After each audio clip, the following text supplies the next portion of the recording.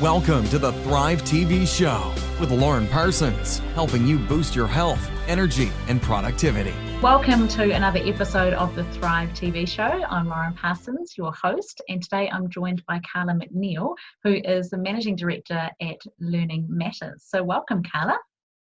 Hello, Lauren. It's lovely to be here with you today. Thanks so much for having me. It's so great to connect, and today we are filming this right at the end of lockdown, and so I know there's a lot of parents out there that have been having a really close, intimate discussions and interactions with their children about their learning lately, so I know what you're going to share is going to be hugely valuable right now. So today we're talking about, do reading, writing and spelling really matter in this digital age?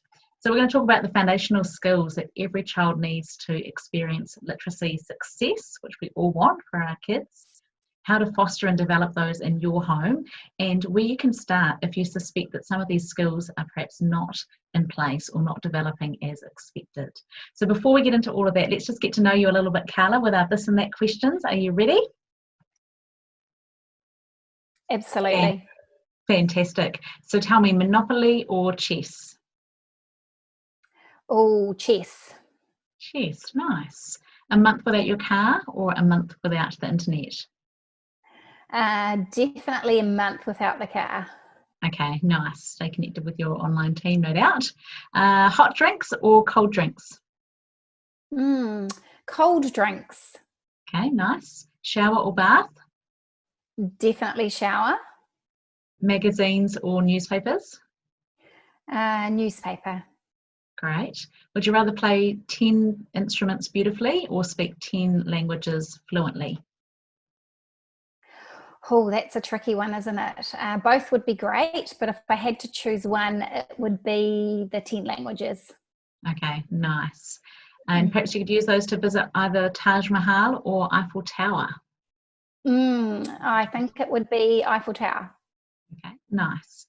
And lastly, beach or mountain? Oh, definitely beach. Yeah, I'm a beach girl too. Fantastic. So Carla McNeil is experienced and respected as a past principal, a mathematics advisor, classroom teacher, and parent of a dyslexic teenager. Carla's not only asked herself, what can I do to create an evidence-based shift in the New Zealand education system? She's actually putting it into action. A thought leader in the implementation of evidence-based teaching and learning for dyslexic and dyscalculic students. Leading schools strategically to achieve excellence and quality for all is what Carla does and does well. So Learning Matters Ltd, their vision is to grow and influence awareness, understanding, empathy, and evidence-based actions for all stakeholders. So tell us a little bit about how is it that you do it? Just tell us briefly, what is it that you do, Carla? Sure. So what we do is we work with students and families where the families may suspect that a child has a learning difference in literacy or in mathematics, and we help them to develop the understanding of why that child might be having difficulty, and then we support them with evidence-based, what you may historically have called tutoring. We prefer to use the term specialist education. And we also work alongside school leaders and classroom teachers, and we help them to review and refine their processes and their knowledge and their teaching practices to ensure that the teaching and learning that's going on at school level is absolutely current research and evidence-based and the best it can be to cater for children, particularly who have literacy and mathematics learning differences. Okay, so tell us the big question, do reading, writing and spelling really matter in this digital age? Yeah, and the resounding answer is absolutely, most definitely yes. Yes, they do matter. Yeah, they do matter, and they matter because we now are in a position to know so much more about what goes on in the brain, Lauren, in terms of the process of learning to read, write and spell. And so it is from a probably a science-backed place that I give that resounding yes. What goes on in terms of the development of brain pathways is really important for the acquisition of reading, because reading changes the brain. So we want to have a really capable, literate society, and the process of learning to read helps that. Absolutely, amazing. So for parents that are at home, that are listening in, that are perhaps wondering, what are the things that they can do, what would you say to parents that are listening about how they can help their children? Yeah, sure. So I think the very first thing is that it's great for parents to know what to look for in their children. I will say that, parents, mothers in particular, know best. Mothers know their children really, really well. So the things that we want them to look for are whether or not their child is having difficulty in reading, and in reading with fluency, so that it sounds like talking and it's got some expression and it's at a rate that we can follow, and that their reading is accurate. It's actually not okay for children to be guessing at words and to be making up what they are reading along the way. So we want parents to know to look out for those things. Further to that, we want parents to know that spelling really is telling. In fact, one of the leading international researchers, Dr. Louisa Motes, will say that what is more problematic with a child's reading will actually show in their spelling ability. So we want parents to understand that there are certain building blocks for reading success, and the code or spelling or phonics, whatever we want to call it, is a key part of that. So looking out for those two things is really useful. So then, in terms of what parents can actually practically do to help their children, is obviously to talk to them, to ensure they're fostering a language-rich environment with many great different experiences. And many people will say, well, of course, that's sort of a common sense perspective. It absolutely is.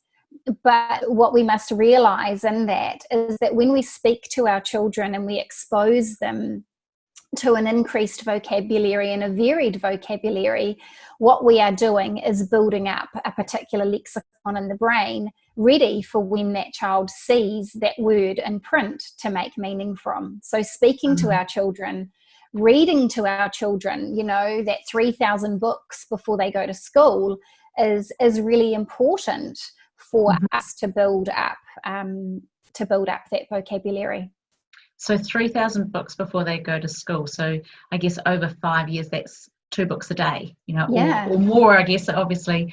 And I really love hearing that, because I certainly love reading to my children. It's something that's been a real pleasure during this lockdown, reading to them.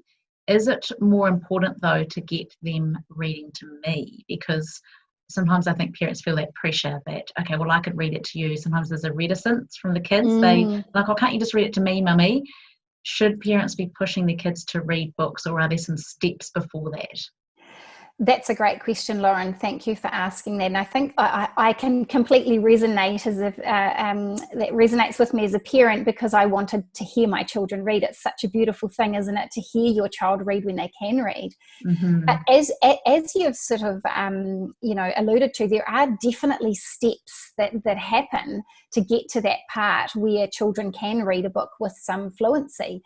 And the first step is that they need to have the ability to blend sound together. So when we look at a word on the page, so if you were looking at the word and the word was mash, or it was jump, or whatever it was on the page, our children have to have the ability to not only identify that jump says j, a, m, p, and so we say the sounds, we never say the letter names. And then they have to then go to a different part in their brain, into their phonological processing department, and string all of those together. So we need our children to be taught the sound to symbol or the sound to letter correspondences, so that when they look at a word, they actually know how to generate those. And then we need them to have that sort of, I guess you might call it, the gluing act of putting all of that together. And if children have difficulty doing that, then going to read sentences or to read a whole book is really, really challenging for them. So there's a number of steps that we might take them to get there. So where a parent is experiencing their child is somewhat reluctant to read, is having difficulty in reading, maybe they might stop and think, oh, there's something going on here. There's a reason why my child is having difficulty. And maybe that reason is that their child isn't able to pay attention to what we call the phoneme to grapheme, or the letter to sound relationships in the words, and then blend those back together. So how do they start to build that? How do they start to build that skill? Like, and as a parent, how can we help to support them to build that skill of understanding the phonics, the sounds of the letters and the blends? So there's two things that we can absolutely do to help support. The first one is that you might have some little flashcards at home, or you might have some alphabet cards, and it would be great to ensure that your child is able to read not only the letter name of the alphabet, but also to generate the sound as well. So if you're showing them the M card, can they say mm? If you're showing them the T, can they say T? And then also, likewise, you want to have them where you say the sound and they write the letter that makes that sound. And I think that there would be many parents, Lauren, who, if they went through the alphabet, and don't do it in alphabetical order, mix it up. If you went through the alphabet and you said the sounds and asked your child to write down in isolation the letters that make those sounds, I think there would be many parents who are quite shocked as to how their children can't do that accurately.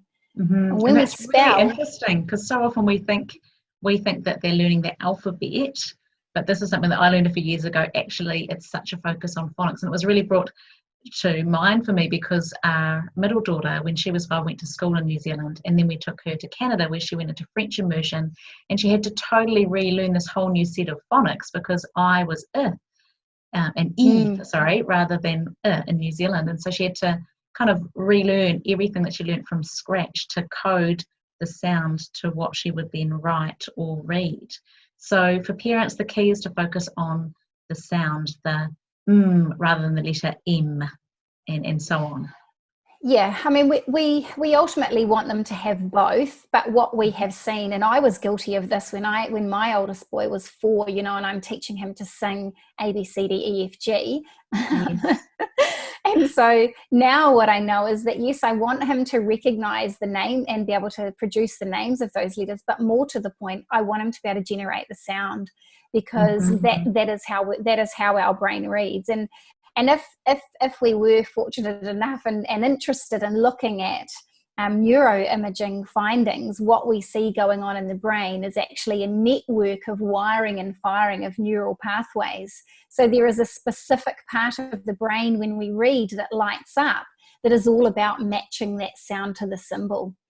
So that's a really important key skill at home that we can absolutely be sure to be checking. Can our children read those sounds in isolation, and can they write them in isolation?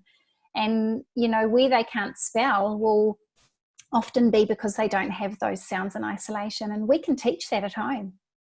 So that's where people could just make up flashcards, just cutting up a piece of card or paper, putting down letters or like SH or TH or PR, some of those blends and digraphs, and just go through getting them to tell you, or you telling them, getting them to write it. So little games and activities like that, those are sorts of things. Absolutely. And what we're seeing happening more and more in schools across our country, Lauren, is an increased understanding of this, which is really exciting.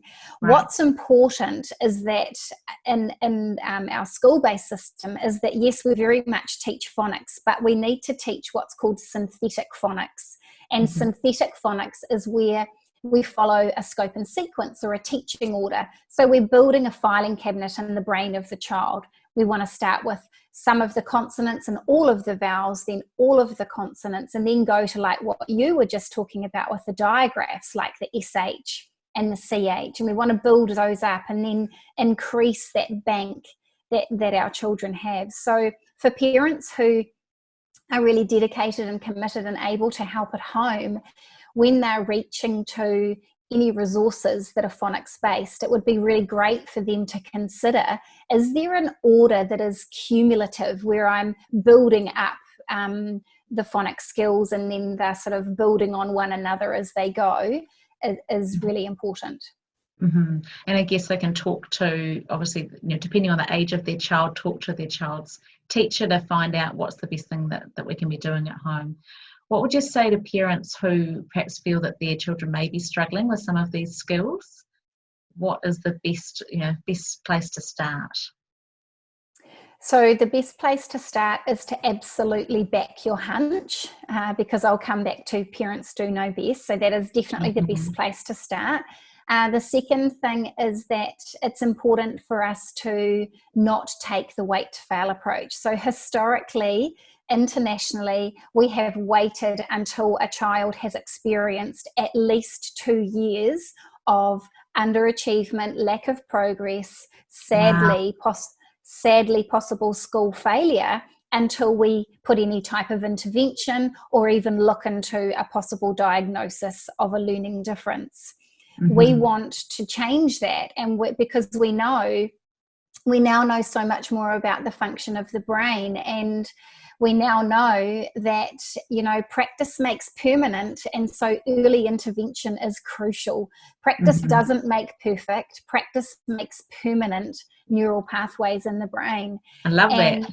Yeah, it's pretty cool, and it's so real, So where a child is learning to is learning to spell or read, and they have a vowel discrimination where they mix up A and U or E and I, the more we allow that to happen, the stronger and more truncated that neural pathway will be. So for parents to be really observant and to notice what's going on with their children is really important. Their first port of call in all cases is their classroom teacher. There is no classroom teacher in any school, Lauren, who doesn't go to school to do an amazing job and to make a difference for the students who sit in front of them. Mm-hmm. We do need to appreciate, however, that teachers are the general practitioners of education. They are not the pediatricians, and so they may not carry in their pockets and in their kitty of knowledge, they may not carry the same level of knowledge and expertise that other people may do. And then we know that teachers don't receive a lot of professional development or professional learning or pre-service training around specific learning differences. And so it's important for us to realise that whilst we go to them first, they may not have all the answers there and then. Mm-hmm. So we have a little cycle of 5 steps that we like to talk parents through, and we mirror that cycle in the school setting as well. And so the first step that I would really like to encourage parents to be aware of is, in fact, awareness itself. Let's be aware that something isn't right, and let's be okay to sit there for a little bit. So often as parents and teachers, and as a school leader, I was guilty of this myself, we jump from awareness straight to action. Absolutely. Mm-hmm. And we think, oh my goodness, there's a problem. What will I do? Who will fix this? And it's important that we actually stop in that place of somewhat discomfort of awareness and say, what don't I know about what's going on for my child? Who might I turn to? Is there an assessment that could help me build more understanding, and the why? So step 1 is awareness. Step 2 is how can you build greater understanding? Mm-hmm. When you have greater understanding, and sometimes that leads to a diagnosis of a learning difference, but when you do have that, Lauren, what happens is you're in a better position, particularly as a parent, to accept what's going on. And many parents go through a grieving process, myself included, when your child is diagnosed with a learning difference. So we become aware, we develop some understanding, and then we can accept. And then we're in such a stronger place to be empathetic with our child, with how we're feeling ourselves, and why teachers were finding it so difficult to help our child progress through the curriculum. And then finally, when we've got all of those 4 ducks in a row in the cycle, awareness, understanding, acceptance, and empathy, it's then that we're well positioned to make knowledgeable decisions and look for an evidence-based action. Fantastic. Yeah, because I guess the challenges as parents, obviously we care so much about our children. And so if we notice a challenge, we want to straight away act on it. But I love that process of pausing, of increasing your understanding, asking questions, being able to accept where they're at, and then have that empathy, because often the challenges that we feel like we've got to keep them up to this level and we can just push, can't we? And that may not be helpful. So if there are people listening in who perhaps have got kids that, maybe they feel like the kids may be a bit behind, maybe they're not sure if they're missing some of the key skills that they need to help move forward, rather than just trying to push through, what can the parents do now to help their children out at a practical level? I think at a practical level, so we've talked about, obviously those everyday acts of talking to and reading to our children. We also talked about being more aware of our children's ability to, I'm going to say, read words with accuracy and spell with accuracy, because we're talking about this sort of nano level of reading and writing when we're talking about at word level. Let's come away from how children are operating in their story writing, where there's 15 lines of writing, or in a text where there's a whole book. We need to peel it back a bit and look at what their skills look like at a more concentrated level. And we talked about how parents might take some time to look at whether or not their child can what we call map that sound to symbol, and they can do that for reading and for spelling as well. So I think that further to that, parents don't want to be putting themselves in a position at home where they're assessing their children, and we're not so skilled to do that. But two, I don't believe it's our place from a relational perspective with our children. I think it's really important that we preserve our sense of fun with our children, and we don't be pushing them too hard to damage, not to damage, that's probably not the right choice of word, but to jeopardize that relationship. I think it's important that we maybe, if we do have an inkling of our child not doing as well as we thought they might be able to, talk to your child's classroom teacher. And if it's still not sitting right with you, then it is important to reach out to an organisation such as Learning Matters or Spelled, or somebody else who is an expert in this field that you can at least have a conversation with. I think that's an important part of that understanding step.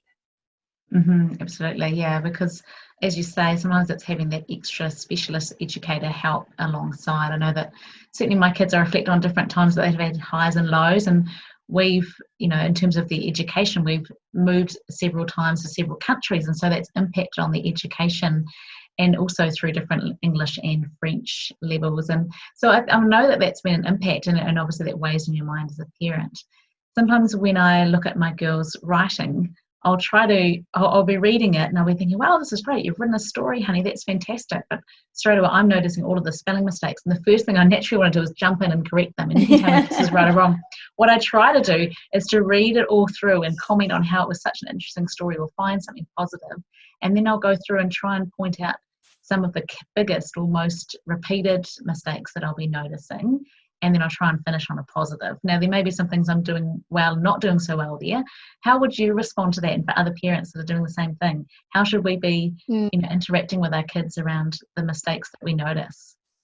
Yeah, I think that's a really great example that you've given, and I want to commend you for the way you go about that. And I love the way that you wrap it. You come in and you're looking for where those potential errors are. One thing that I'd really like to add to what you're already doing is to, as well as having a focus on what we call the surface features like the spelling and maybe the punctuation errors, let's really understand as parents the importance of the message that child has written.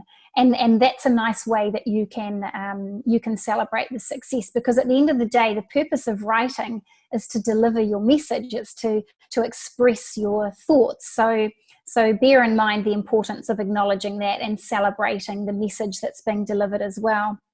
When you come to when you come to picking up on those aspects of spelling and or punctuation that are in your mind, I'm going to say, driving you somewhat crazy inside, and you want to pick them and you want to help them to be corrected, perhaps just do exactly what you said and pick up on one or two things if there's a real common thread. I want to point out something that's really important here though, Lauren. Parents will be able to determine whether or not the word that the child has misspelt follows the rules of sound and what we call phonology. So for example, when you write the word jump, there are all sound to symbol correspondences. You can go j, a, m, p, and you can get all of those accurate or not. Yes. Okay. When you go to write the word said, s, e, d, it doesn't all follow. S follows, the D follows, but AI doesn't say the E that we hear in the middle. Yes. So be mindful of, you know, the strategies that you're using, and whether or not you are able to help your child through teaching them a little spelling rule, or actually if it's one of those 4% of our English words that actually are completely irregular or parts are irregular and don't follow that sound symbol. So that might be a little knowledge takeaway for parents, that actually the majority of our words do follow the sound principles of English language, spelling rules, but there's a small, very, very small portion, approximately 4%, that don't. And wow. Yeah. That's really interesting, because I would have thought it was more than that. So that's kind of reassuring, because having learned French has very strict pronunciation rules, and I think there are virtually no exceptions, that if it's written a certain way, it must be pronounced a certain way. Whereas in English, you know, we have cough and then plough the field, and so they sound completely different. All those sorts of things that have to be learnt, don't they? Absolutely. So it's good to know it's only 4%, which I guess is still quite a lot.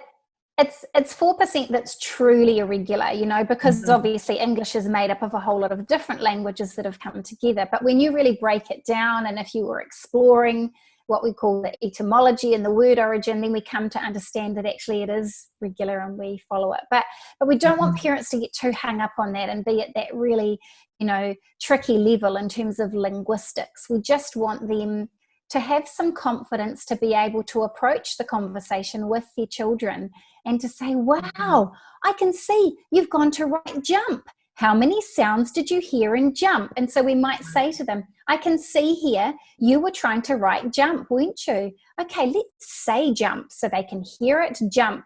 Can they then isolate and say, when you say to them, how many sounds in jump? J, a, m, p. Now, if they can't give you all of those sounds away from writing it, you know that they're going to have great difficulty when they go to write it. So it's just about having some key tips like that might really help parents to slow down and kind of, I'm going to say, peel it back and just check. Well, if they couldn't write it, if I ask them to separate the sounds in the word, could they give me all the sounds then? And then map those sounds and those symbols accurately. All the while bearing in mind that there are 44 sounds in the English language. You know, when you think about the little sentence, Lauren, eat bread with steak, and eat, the EA says E, and then in bread, the EA says E, and then in steak, the EA says steak. Yeah. So that's okay. That's okay. We just want to, you know, as a parent, stop and say, okay, so what is going on here with the sound? And oh gosh, that's interesting. It actually says that. And then just to finish this little piece, I think it's important for us to adopt something like, you know, if my daughter Sally, I don't have a daughter Sally, but we'll just pretend to have a daughter. If Sally was going to spell something and she made a mistake, but she'd made quite a good attempt, I would come in from a really positive sense and I would say to her, well done. I like the way you attempted all the sounds in that word. This one here is one we haven't learnt yet, or you may not have been taught that yet. So I think it's really important that we always come from that place of being positive and saying, you know, it's not that they haven't got it, it's that they haven't learnt it because we haven't taught it to them, or maybe they haven't been taught that at school. That's so I love important. that. Yeah, because that's building their self-efficacy, their belief in themselves. It's they haven't got it yet, and it's not their fault they haven't got it yet, because we're wanting to boost their confidence and their ability to continue learning, to have that growth mindset, to think, oh, I haven't got it yet. Yeah. But it's so amazing and so rewarding, isn't it, when you do see them have those breakthroughs and they go, you know, my youngest daughter who's 5 said, Brianna, Brianna, and she figured out it was BR and it made the sound br, and you know, obviously that's only something minimal, but it was like, wow. So I like the idea. This whole discussion has helped to highlight to me the focus we can have on these small steps that are going to help our kids actually race ahead, or you know, keep up to where they want to be, rather than just trying to push them to read, actually focusing on some of these key skills which together build to reading. I have one more question for you, Carla, and that is, you know, for people listening and thinking, oh, I haven't done all of this, or perhaps, you know, my kids are already 6 or 7 or 8 or 9 or 10. Is it ever too late? No, it's never too late. You know, I want to share with you that we last year worked with a beautiful 37-year-old mum-to-be who couldn't read. And when I say she couldn't read, I mean she couldn't read a picture book. She couldn't read, for example, a Dr. Seuss where the rhyme is repetitive. And that was somewhat heartbreaking to observe. And her goal was, in fact, to be able to learn to read so that she could read to her baby. And she did learn to read over the period of nearly a year. She learned to read to the point where she can read basic picture books, and she's a very proud mum now with a beautiful little girl.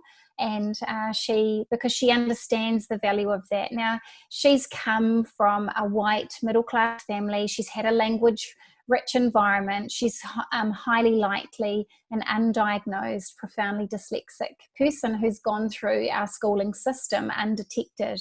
And, you know, for whatever reason that has happened, it has, and we can't change that. But there are 2 things to take from this, and that is that, one, we know the brain is plastic. We know that we have the ability to build the pathways or rebuild the pathways up until around 80 years of age.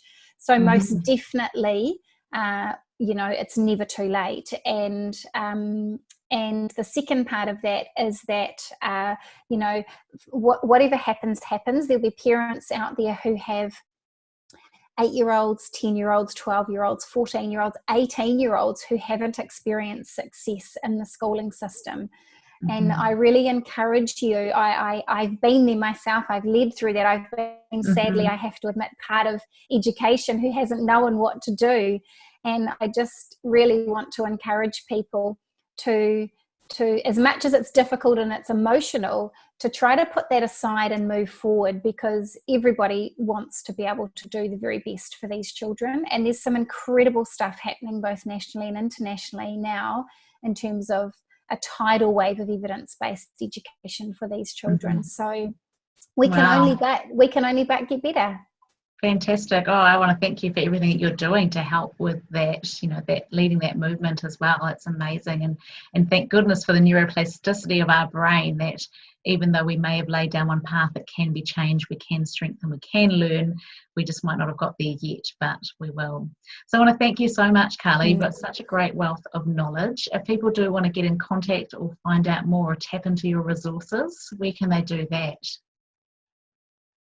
Sure.